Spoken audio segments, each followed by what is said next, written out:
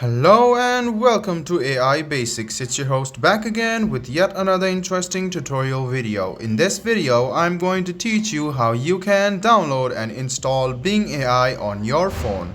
So go ahead and open the Play Store which is on your phone.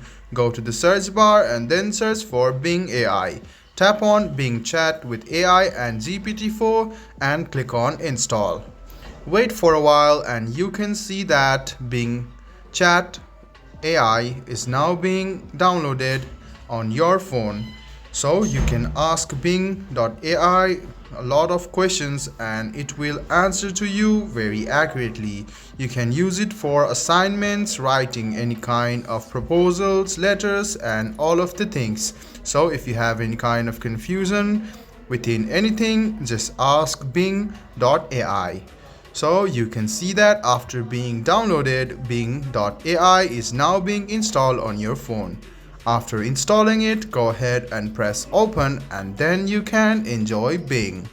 This was a video on how you can download and install Bing.ai on your phone.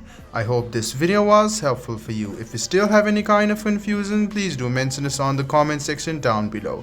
Like the video, subscribe to the channel and do hit the bell button for more.